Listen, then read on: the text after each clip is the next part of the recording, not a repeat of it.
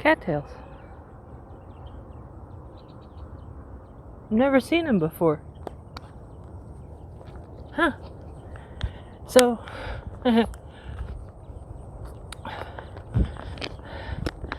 they say there's something about yourselves that you will never be able to change because it's the imperfectness of you.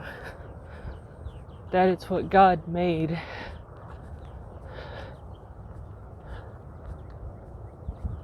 So that if you were to do anything and live in your purpose, that you would know that it wasn't you, that it was God.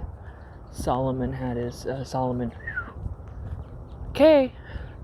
had his intelligence, God-given.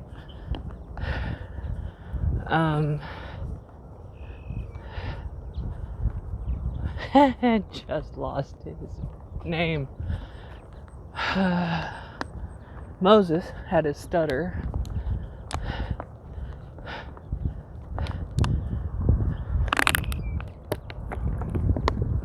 Paul, his killing side. Judas, his disbelief. But surprisingly, if you look at it, even in Judas's disbelief in what he did,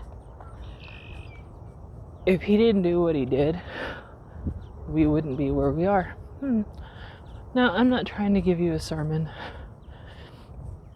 I'm simply trying to say that it is in our imperfections that we see the grace of God, the perfection of God, the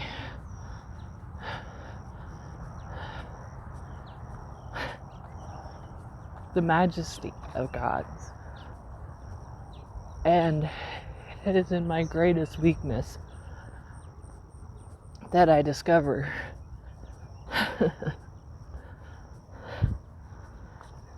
the mercy of God. What do I mean? The greatest, absolute greatest annoyance of my life is the fact that I complicate everything. Every part of life. I complicate my marriage. It's the simplest freaking thing in the world. Love my husband because he loves me. Do for him because he does for me. Be happy in his triumphs, like getting his gym set built, because he joys in mine. And I complicate it. I try to complicate love. I complicate chemistry in school. I complicate my job, which really, it's not hard to complicate my job. I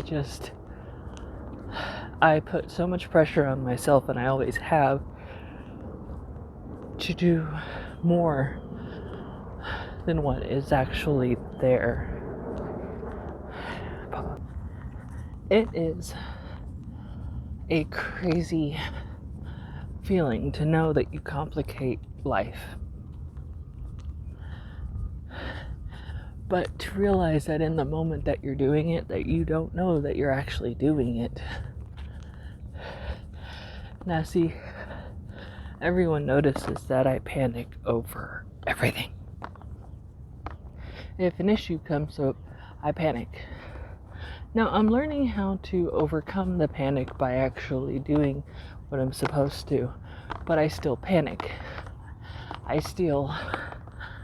Because it's not because of the situation that I panic. It's because that for a moment I'm trying to stop the Titanic from sinking when it's a simple flick of a button. Now I still do this, but I will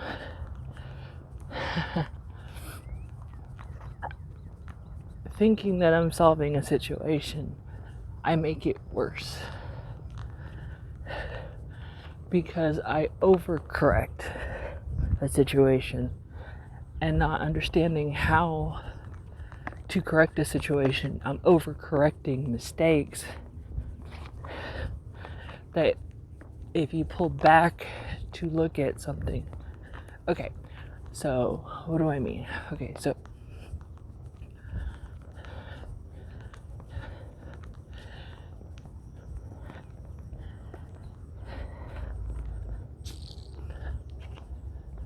now I can't really think of a situation because it happened so many times. But okay, so let's say you are needing to go 4 places and you have a route in mind that you can make yourself a circle. I'm going to go here, here, here, and here. And someone says, I want to go get a bite to eat. And that wasn't one of your places. Now, even though if you looked at it from the back end of it, that food place is at the very end of your stop. That you could go 1, 2, 3, and the last one you could be is your food place because they didn't specify they wanted to eat now. But your mind triggers, panic ensues because it's not a part of your plan in your head that you stop, small panic, and go, okay, so instead of doing the circle, that would have been simpler, easier, and more understandable. You go get the food, and instead of even going backwards, you go get the food, and then you go back to step 1. And you go make a circle, and you're overcomplicating something that's simple. That's what I do. Now, because of this, and I don't know if anyone else does this, I'm pretty sure I'm not the only one, but what causes this is a level of anxiety that's annoying. And I want to not do it, and people tell me not do it, and they tell me how I could not do it. But even in the telling me how to not do it, I still do it. So I don't know if this is just me, and if this is just me, and I'm cognizant of it, it's gonna be a really annoying life. Not sure. Because I don't know I'm doing it until someone says, you could have just done this. I don't know if it's the fact that I have no common sense and I'm not sure how to learn it. Because you can teach old dogs new tricks. It's just a whole lot harder for them to learn. So, it's kind of where I'm at in chemistry. But I'm learning how not to complicate it, because after the second go around it's a little easier. About the third go around I should be okay. I'm probably going to have to do it again. And it isn't as simple as studying it over and over again as it is. I have to get it. I have to understand, and I have to understand why. Why? My mind can't wrap around, just do it. Just do it. I can't grasp the concept of just do it because you got to do it. So if someone can't tell me why, I'll figure out the why. Well, this causes a lot of unneeded stress in my life. And as you get older, if you have the amount of stress that I do, that I cause myself most of the time, what is uniquely fun in that situation is that you have to de-stress. And the de-stress, having breakfast, don't choke, is that you gotta find an outlet before you give yourself heart attacks and other issues that I'm discovering about having, like autoimmune diseases and ulcers, which I've still not had. I think an ulcer, they say an ulcer is like a burn in the system, so I'm thinking I never felt the pain before, but I think the inside of mine is nothing but scar tissue because of stress and Red Bull.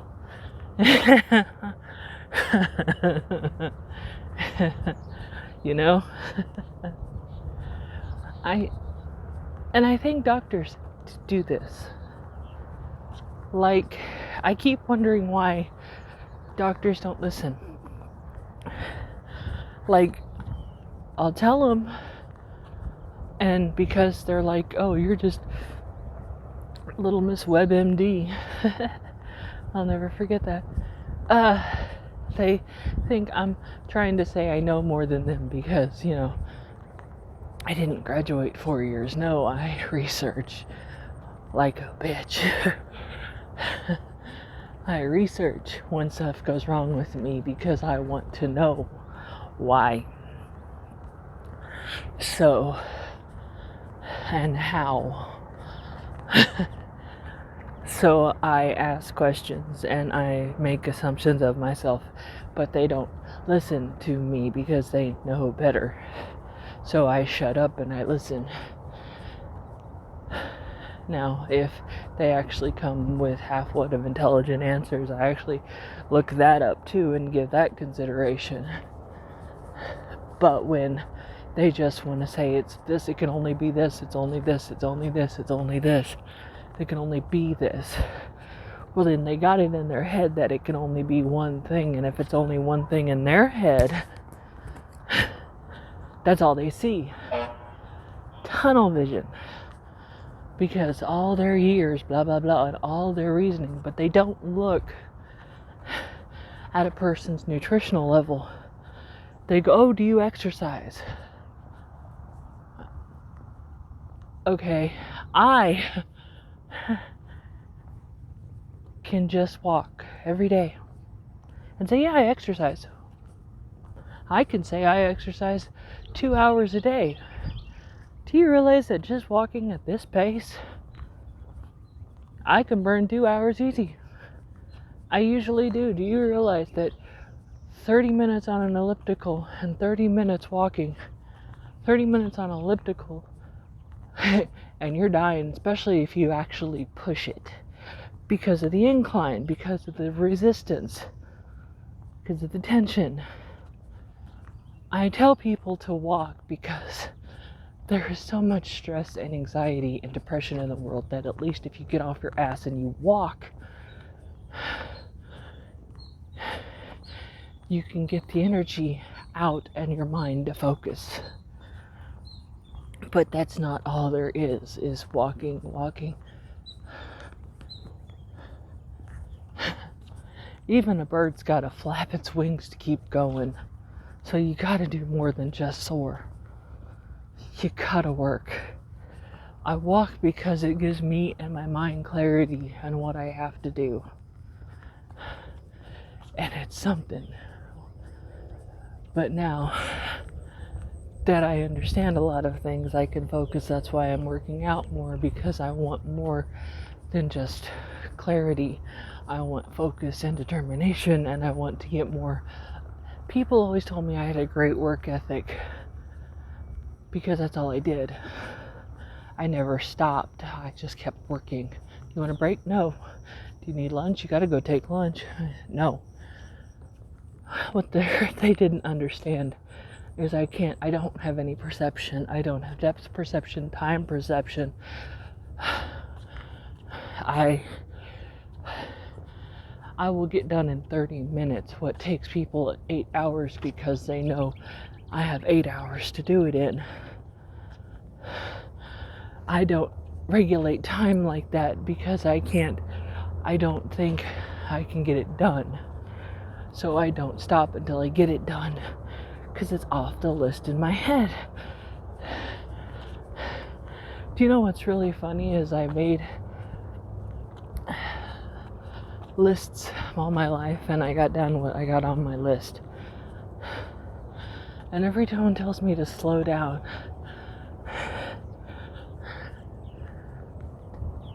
and I just caught on that they were trying to get my mind to slow down. Slow down your thinking, slow down your breathing, slow down and think it through. But the amount of pressure that's within me because of the anxiety won't let me. I have to be right. I have to be perfect. I have to be this, I have to be that, not because of what anyone says, but because it's what I have to be.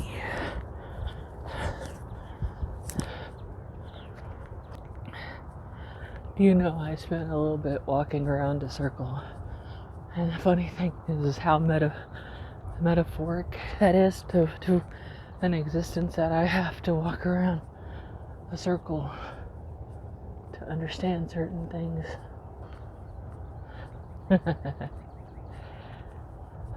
My goal in what I do and why I do everything I'm doing is to show other people that it's okay. It's okay that you're different. It's okay that you have anxiety. It's okay that you have depression. But don't live there. Don't live in that world where you use it as an excuse to not talk to anybody. Don't use it as an excuse to not do anything. Oh, I don't have this and I don't have that, and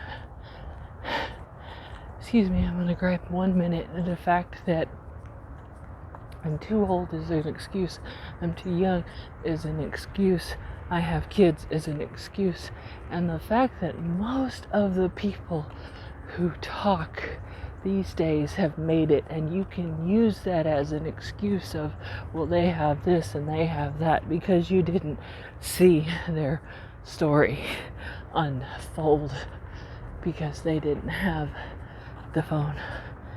Well, I heard that once. That's kind of why I got on this stupid video. Because if you could see the struggle, they used to have videos of like documentaries, videos of Helen Keller, videos of Manson, videos of Dahmer, videos of Sybil, videos. So they made studies of people and stuff, and you see them now in classrooms and some movies. You know, everybody by now has seen where JFK got shot.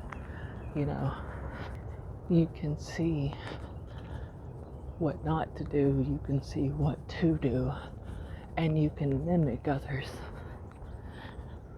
I watch YouTube videos, like that's all I really watch very much anymore, to learn about how to get better. And I've come so far from where I used to be, and so many people see it and they call me strong, and I don't know why I'm starting to see it. I have fought like hell for 5 years, 6 years now to get to where I am right now. And surprisingly, I'm not stopping anytime soon. But it's in closed doors that I still stress and have anxiety and twist a reality of what it is and say I'm nowhere. I haven't done anything. I need to do more. I need to do better. I can express what I want, but I don't know how to go and get it. And when I asked people, they just said, go do it. It's funny when they say that to me because I'm not sure what it is. Now, surprisingly, I have the other half of the world saying, well, you're doing it. When I look back from where I was, I see the distance. When I look at where my goal is, it seems farther. But I think that's the idea, is to always have the goal. Always have the goal farther. In your mind, if you ever went fishing and looked on the other side of a lake, you think when you're right there looking at it, it's not far. I can get to the other side. And then when you're in the middle of it, of the journey to get to the other side of the lake, you think it just moved about 35 feet away from you. Don't know where it was originally. Things might appear closer than what they actually are. A saying on a mirror that should be for what life is. And I know I just spent 21 minutes rambling, but I also know that there's other people out there that deal with what I deal with, and if you can hear it, and you can say it's okay, because I'm not the only one, because people know. It's kind of like, smoking's bad, but you do it. Drinking is an inflammatory thing that causes more pain inside your body than what it produces in your mind, the joy that it produces in your mind. But you still do, because it's the dumbing down of the mind. Do you know pain does not exist anywhere else but the mind? You cut your leg, it's nerves that send the sensation to your mind. You're not in any pain, but your mind tells you it is. You know how you can cut your arm, and as long as you don't see it, you don't feel the pain? Because pain tells you have, because as soon as your eyes see the damage, your mind goes, I'm going to send a lot of pain your way so you can get this fixed.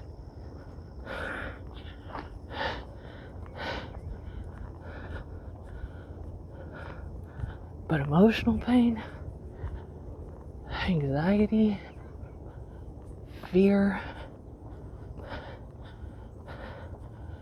in a first world country needs to be harnessed. And that's why you work out. That's why you pick up sports. That's why. Good luck in your journey. And I hope watching mine helps.